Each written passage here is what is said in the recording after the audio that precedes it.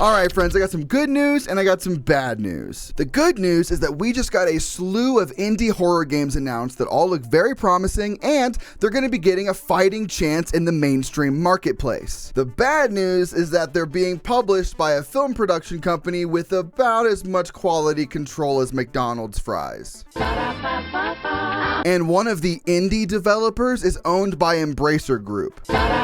Oh, and a couple others are run by some of the biggest names in the industry with small teams of AAA developers. Let's talk. At this year's 2024 Summer Games Fest, we got a staggering announcement that Blumhouse, the film and television production company responsible for essentially spearheading what I can best refer to as this generation's horror films. You'll all be very happy to know we're working at this very minute on the sequel of Five Nights at Freddy's. It's coming. For better or worse, would be getting into gaming. They showed a brief sizzle reel showing pieces of trailers of 6 different games they're publishing, all by different developers they refer to as indie, we'll get into that later, and all with very different styles. Today, I want to take a closer look at each of these games, their developers, and just get a better feel for what these games are, what we can look forward to, and just kind of talk a little bit about how I feel about this project overall. Now, if you know anything about Blumhouse, and if you're watching this channel, I would assume you're a horror fan, so you likely do. You probably already know that this movement into publishing horror games does actually make some kind of sense, as Blumhouse has always been known for championing small indie filmmakers and projects and boosting them into the mainstream, the best example of which being Paranormal Activity, a movie that did exist and was even released prior to their involvement, but was shot into the stratosphere of mainstream consciousness after they re-released it. Once this movie began popping off, room was quickly made for a ton of other horror films made for a few million bucks, and with an investment that low, so were the risks, and we saw a lot of Blumhouse in the 2010s as a result. Insidious, The Purge, Sinister, Oculus, The Visit, Ouija, Megan, Ma, Get Out, Happy Death Day, so many movies, all of which boasting extremely varying quality, all of which made on what were essentially shoestring budgets for the most part,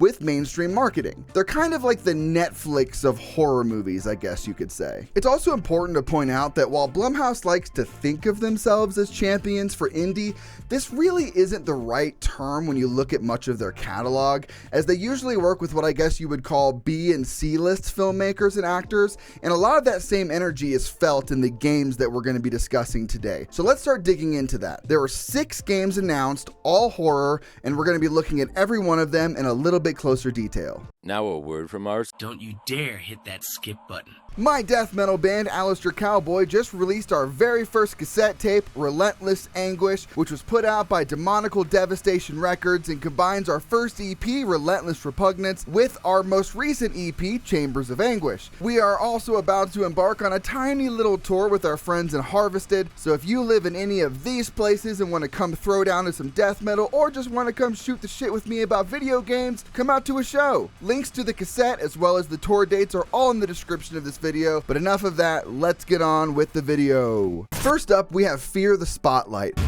Don't worry, Viv. If any ghosts actually show up, I'll protect you.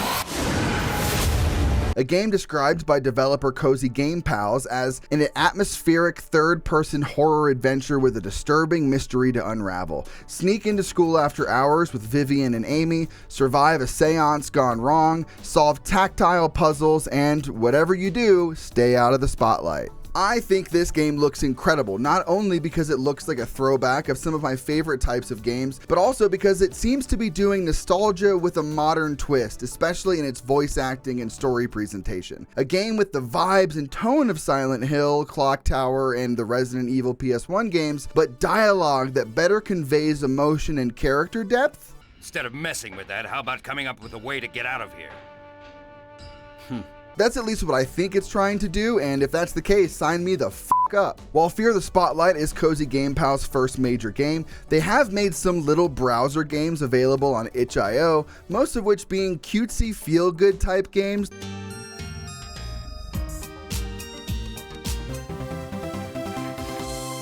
The team is made up of just 2 people, Krista and Brian. Krista was an art director at Nickelodeon, even being credited as the art lead on Animaniacs, which is super cool. But what's even more interesting from a games perspective is that Brian is credited as having worked on The Last of Us, Uncharted, and Journey. So while this is their first outing as a team, this team appears to be extremely experienced in their relative fields and very passionate about what they do. I'm really looking forward to seeing what this game looks like. It also appears to be the game closest to completion, as the Blumhouse website says it's coming this year, and it does have a full trailer out now. Next up, we have Crystal, Theater of Idols. Dark times await us. Vengeance will take shape. Now let me just say right up front, I think this game looks cool. I do. It's an FPS game bursting with style, reminiscent of aesthetic styles found in games like Lies of P and Steel Rising, with puppet-looking enemies and Victorian kind of settings, but mixed with a stronger sense of gore and flesh than would typically be found in games like that. I think it looks really, really fascinating. However, boy, this company has a hell of a website. Lured by the warmth of a mighty bonfire and joined by a single fate, a group of brave Spanish blacksmiths decided to be bound in an everlasting alliance. Vermilla.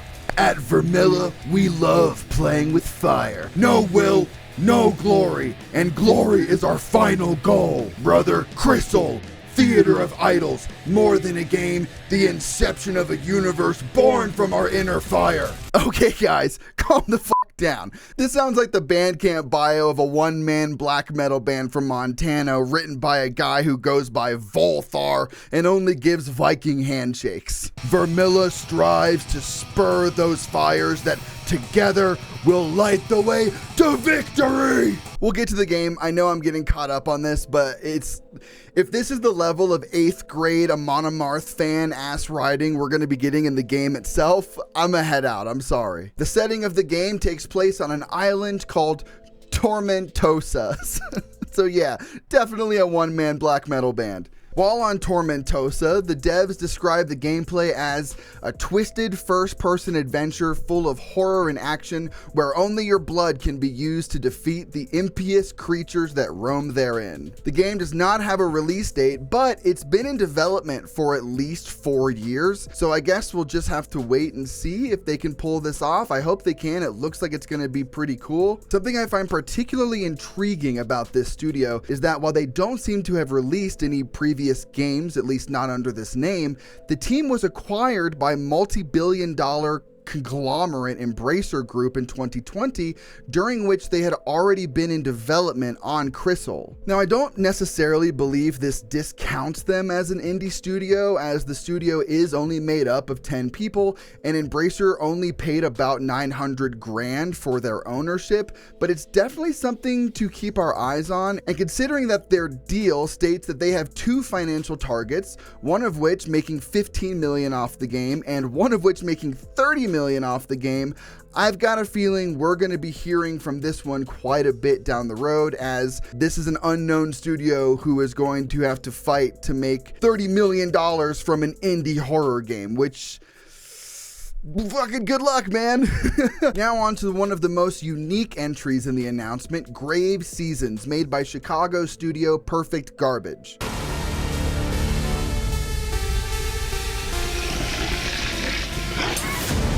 Grave Seasons is described by the team as a murder mystery farming sim, and it looks really neat. Farming sims aren't really my jam, but let's be honest, I'm a fucking tool bag for anything dark and gritty, so you throw some blood, dead trees, and murder into it, and it'll at the very least wind up on my wish list. I'm an easy sell, but there is certainly more to this game than just being a spooky farm sim, with a further description of the game saying, Grave Seasons will feature everything gamers love about cozy farming farming sims. Set in the small community of Ashen Ridge, players will have the opportunity to farm, build, and create as they interact with the community's inhabitants. However, the main focus of the title is to romance other inhabitants, as the title's primary goal is to explore the relationship between horror and relationships. While romance in farming sims is nothing new, Grave Seasons offers a unique twist with one inhabitant harboring a terrible secret. With a synopsis like that, it's no wonder it's been garnering so much attention and maybe some of the most buzz of all of the games showed off in the Blumhouse presentation. Here we have a studio that does actually have another fully fledged game out, that being the kind of visual novel, interactive fiction, cyberpunk RPG, Love Shore. Love Shore didn't exactly garner universal acclaim on launch, but not the worst either, sitting at a mixed score on Steam.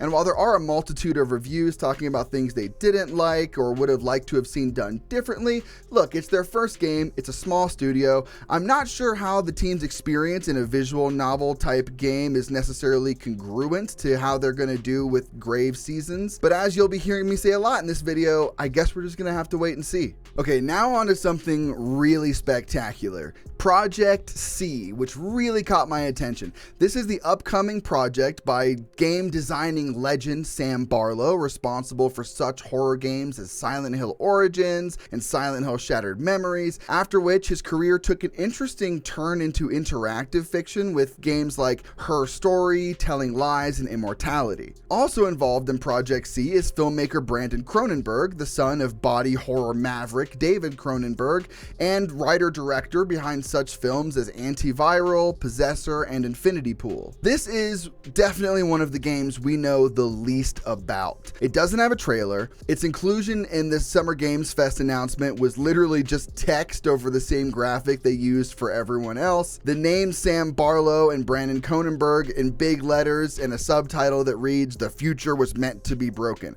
That's it. The Steam page is essentially empty with a few still images and 3D rendered motion graphics of faces and weird, creepy futurism looking stuff, and that's it. They are leaning really heavily on things being redacted and digging into mystery really hard, with even the name Project C being a redacted version of whatever the full title of the game is, and even the description of the game is the same way, with essentially everything redacted besides Project C redacted, is the new cinematic redacted, Sam Barlow redacted, Half Mermaid redacted, for the first time ever in a video game, redacted. But to make things even weirder, there was a game called Project D silently added to Steam back in January of this year, also by Barlow and Cronenberg, with very similar imagery, same redacted descriptions, except this one is not listed as having any involvement with Blumhouse. Barlow went on the Kinda Funny podcast in January of this year, where he did talk a little bit more about these games, and while he didn't reveal what the mechanic is that we will be seeing for the first time ever in a video game, he does say some absolutely insane shit that I was going to summarize, but just take a look. We're making two games. One of them is in the tradition of Immortality, building on some of that tech, but going in a cool direction. I think you look at the Steam tags, you can see that it's like horror, sci-fi horror. Might be like the chunkiest mechanic we've come up with within this kind of non-linear space. Like it's a cool little puzzle box. Hell yeah. I'm like, you're trying not to spill too much of the redacted. And then the other Project D, that is for my like old school fans that played like Silent Hill Shattered Memories back in the day. This is a third-person survival horror game. But like take that and then imagine what happens if the Immortality team uses with a third-person survival horror game. And oh my god! Wow! Just we're talking about Silent Hill Shattered Memories right now. We're talking about Shattered Memories. One important note, something that I messed up. I got so excited when he started talking about Shattered Memories that I just like went completely blind. Project C is the one that is the Blumhouse game, and it's the one that's going to be closer to Immortality. And Project D, which is the one that doesn't seem to be involved with Blumhouse, at least not at this stage, is the one that is more inspired by Shattered Memories. Either way, both very cool. The section of this interview that focuses on Project C and Project D is about a half an hour long, so check it out at the link below. All right, we got 2 games left now, the next being Sleep Awake. I cannot sleep. I cannot sleep. I must not sleep.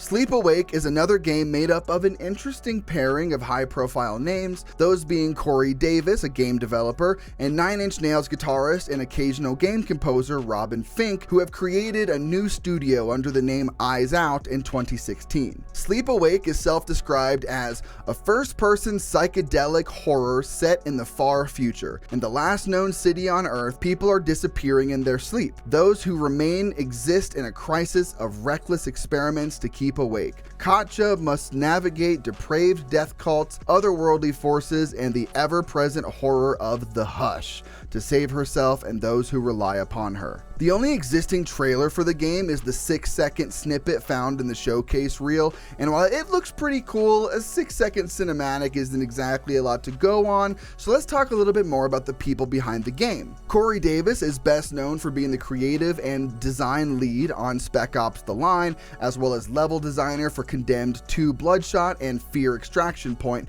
but if that isn't interesting enough, Davis was also an environment artist on What Remains of Edith Finch. Davis would tell Engadget in 2021, "We want to create mind-bending experiences that cause you to question reality," Davis said. "It's a new and emerging space that doesn't just sit within the extremely violent and dark and terrifying, but also reaches into the vibrant and even surprises you with moments of bliss or self-reflection. Horror really has a lot of room to grow." Eyes Out is currently employing just 16 people, all of whom come from very solid experience within the industry, having worked on titles such as Half-Life, Medal of Honor, Dark Watch, Red Dead Revolver, Hogwarts Legacy, and Ratchet & Clank, just to name a few. Now on to our final game announcement, that being the second game from 6-person Chilean development studio Play Me Studio, titled The Simulation. The local police department asked me to help with a case. Why would they need a game designer? It should have some developer mode. Play Me Studio describes The Simulation as a never-before-seen horror game is the only evidence found at the crime scene. As a retired game designer hired to investigate the case, you find a hidden mode that plunges you into a rabbit hole of the unknown. As more obscure games are uncovered, cross the fourth wall of their worlds and investigate terrifying truths that transcend their own reality. With the game looking into a multitude of different games within your playtime, it makes sense that the game designs would change and look very different, which they definitely do, but it seems like it's done in a very tasteful way, and it mixes everything from realism to retro, and it's honestly maybe the one I'm most looking forward to, or at the very least most curious about seeing how it's going to pan out. It's hard to say, there's a lot of cool shit on offer here, but there's a real sense of intrigue and curiosity to the simulation that just managed to get a hold of me in just its 7-second reveal. Previously to the simulation, the studio released their debut game, The Signifier, in 2020, which I haven't played, but it does seem to play on similar themes as The Simulation, with a kind of surrealist, psychological horror vibe being at the heart of its investigative narrative. The game sits at very positive on Steam, with just 213 reviews, much of which give praise to the art and concepts and world design, but criticize the game's short length and puzzle design and some weak narrative elements. But overall seems like a pretty good game, so let's keep our eyes on The Simulation for sure. This one's gonna be weird. So those are all of the Blumhouse game announcements, but before we wrap things up, I wanted to point out that one of the prevailing ideas I'm seeing from a lot of these games, if not all of these games, is the idea of doing something new with something old. And I truly believe that that's the best way to evolve really any genre, so I'm really excited about how boundary pushing all of these teams seem to be. With Blumhouse's knack for quantity over quality, I'm definitely curious to see how all of these games turn out and how their existence in the game space works out in general. But dude, for their first announcement, we've got a lot to look forward to, and definitely at the very least, a lot to keep our eyes on. But that's it for today, everybody. Thank you so much for coming along with me on this closer look at this massive Blumhouse announcement, and I'm incredibly interested in your thoughts, so as always, leave them below. Let me know what games you're interested in and what games you're looking forward to, which games you think are maybe not going to be so great, and just how you feel about Blumhouse in general moving into the game space overall. With Embracer Group owning Vermilla and industry legends like Sam Barlow and Corey Davis, are all the games here classifiable as indie? Does that even matter? Let me know what you guys think. But remember, I will be playing through and reviewing every PS2 horror game right here on this channel, as well as covering any horror gaming news that piques my interest, so throw me a sub if that sounds interesting to you. Special shout out to my Patreon supporters, Mr. Nobody and Sock Ray Blue, as well as channel member Killer J. Please consider becoming a member of my Patreon or a YouTube member if you're interested in any exclusive paid-only videos. Right now I'm doing a series where I do commentary on old videos and kind of talk about my process and little things like that. So if you're interested in that kind of thing, please become a member and you can check that stuff out. It's only $3. Otherwise, thank you guys so much, and I'll smell you later.